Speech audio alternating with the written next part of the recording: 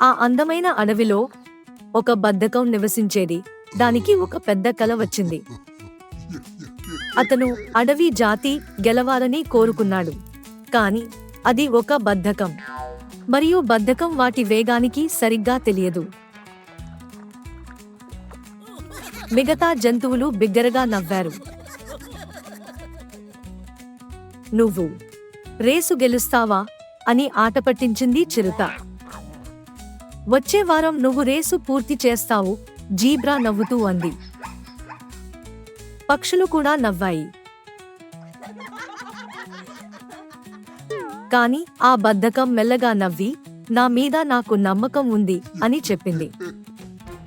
జాతి రోజు వచ్చేసింది. అడవి ఉత్సాహంతో ప్రతిధ్వనించింది.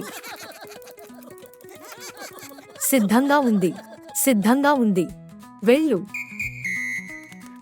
అందరూ ముందుకు కదిలారు.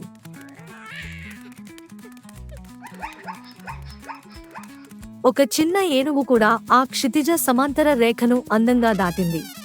ఇంతలో బద్ధకం నెమ్మదిగా ముందుకు కదలడం ప్రారంభించింది, చాలా నిశ్శబ్దంగా. ఇతరులు ముందుకు వెళ్ళగానే ఉచిత స్నాక్స్ ఉన్న అరటిపండ్ల దుకాణం కనిపించింది. వాళ్ళు ఆగిపోయారు. వాళ్ళు తిన్నారు. వాళ్ళు కూడా ఒక చిన్న నిద్రపోయారు. ఆ బద్ధకం నెమ్మదిగా స్థిరంగా ముందుకు కదులుతూనే ఉంది. పరధ్యానాలు లేవు, అల్పాహారం లేదు, నిద్రలు లేవు.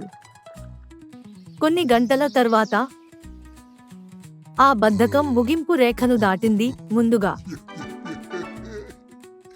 అందరూ హర్షధ్వానాలు చేశారు. అత్యంత వేగవంతమైన బద్ధకం. అందరూ నేర్చుకున్నారు, నిదానంగా మరియు స్థిరంగా, దృష్టి మరియు విశ్వాసంతో ఏ జాతినైనా గెలవవచ్చు.